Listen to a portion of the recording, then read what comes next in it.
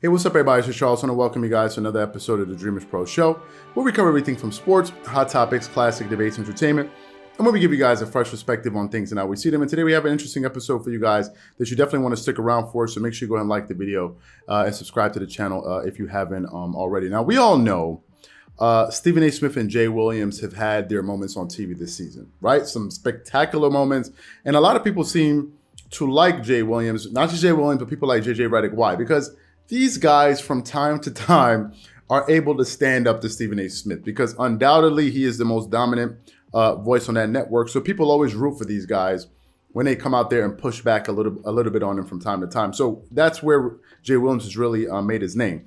And we all know that they usually bring on Jay Williams and JJ Redick and Kendrick Perkins and these guys for the basketball segments, and then they bring on different people for different segments on the show. And of course, you all know they bring in Chris Mad Dog Russo every Wednesday. So Jay Williams is usually the NBA guy, and he's a huge supporter of Kyrie Irving. He has been a supporter of Kyrie Irving all season long. And to a certain extent, you could even say that Jay Williams is the unofficial spokesman for Kyrie Irving on TV, right? Because he usually backs him up a lot. And Stephen A. Smith, on the other hand, has been very vocal about some of the things that he said about Kyrie Irving. For example, he doesn't like the position that he's taken. He's calling him a bit selfish. He said he's a very unreliable person, and he's also said that he would never give Kyrie Irving more than a 1-year NBA contract. He will go from year to year because he doesn't believe that this guy is reliable. So we all know Stephen A. Smith's thoughts on Kyrie Irving, and I think the situation that Kyrie Irving finds himself in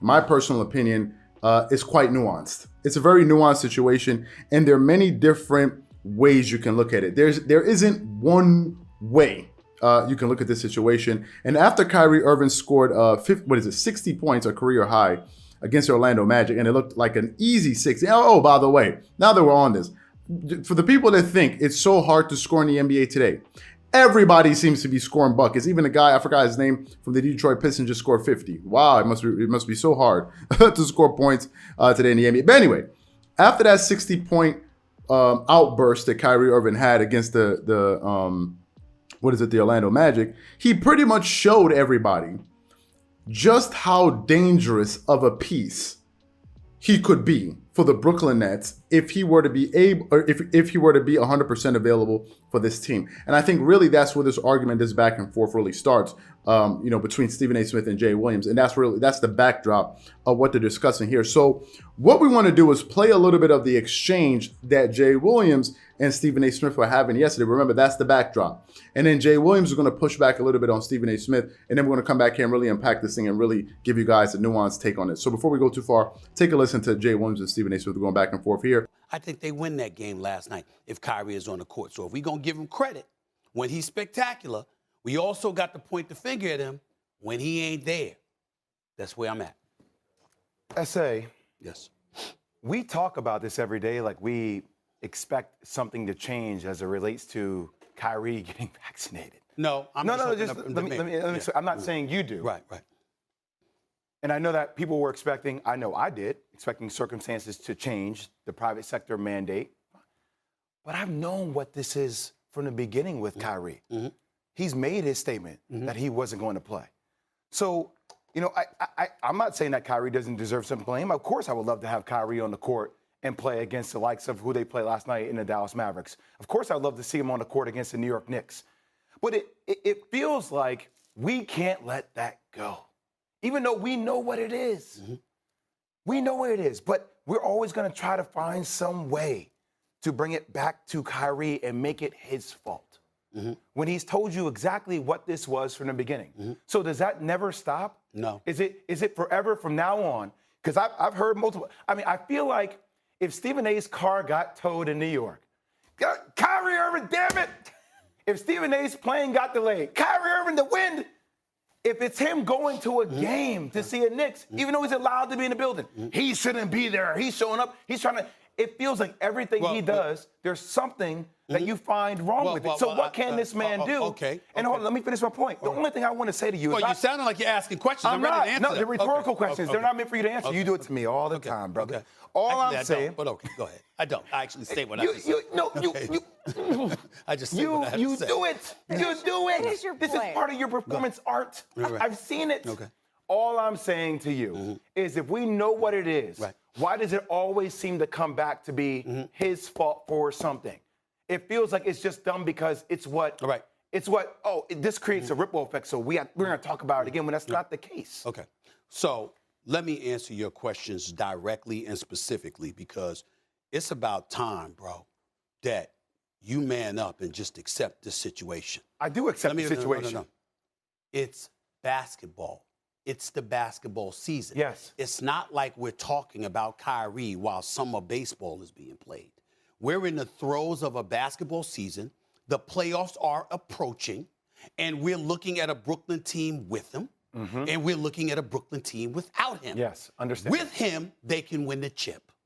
Without him, there's no way in hell it happens. Period. So now when you get to that point, we're talking about this guy and his decision, whether we agree with it or not, costing them a championship. Yes. That's what we're talking about.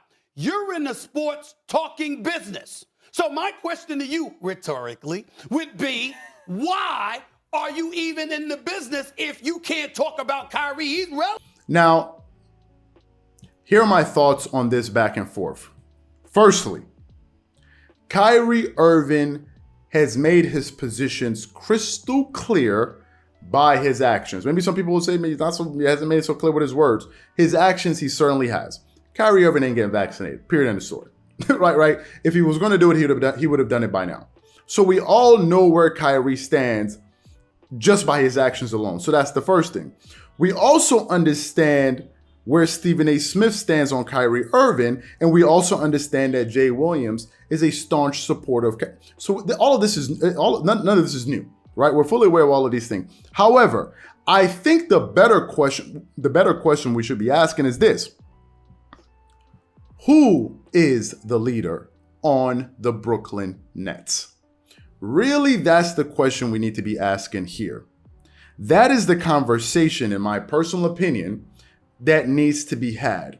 Because to me, we need to identify who the leader is. Because if we know who the leader is, we won't be wasting our time having these ancillary conversations. What is Kyrie going to do? What is this person? Once we understand the leader, we can go directly to that person. And it's tantamount to when you're in a restaurant, for example. If you're in a restaurant and you're getting bad service, you're not going to be going back and forth with the waiter, right? You're not going to jump into the kitchen and start arguing with the chef. Why did my food? No, you call the manager.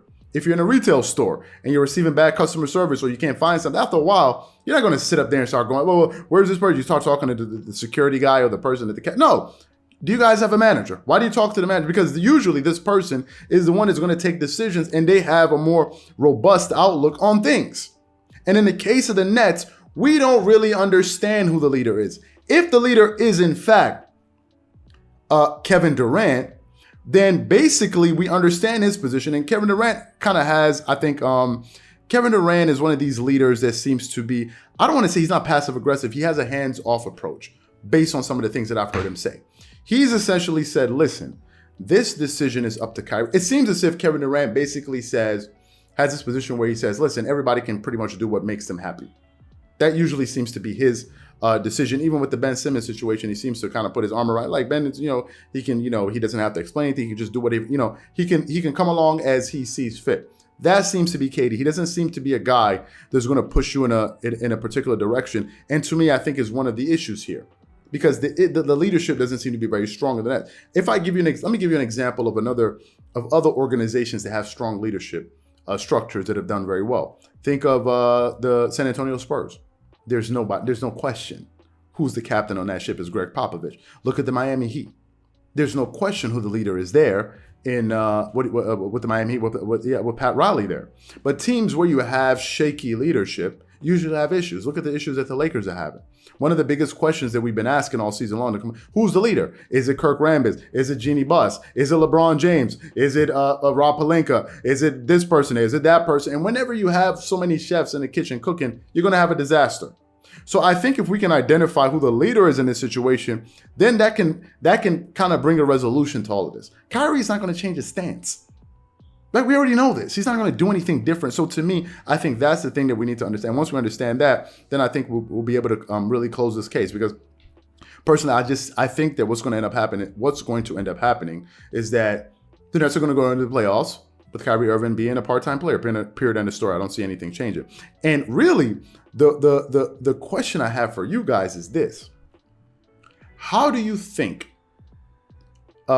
these particular players would have handled this situation if they were in a similar situation? How do you think Michael Jordan or LeBron James or Kobe Bryant would have dealt with such a situation if one of their teammates, a star teammate, an all-star teammate, was, or if they were in a position of Kevin Durant, rather? How do you think they would have gone about resolving this issue? And personally, I think we have an opportunity here to have a very interesting thought experiment. And I literally think that this Kyrie Irving situation, I'm not joking, by the way, I think this Kyrie Irving situation could be a case study in colleges for an organizational behavior course. Really, I do.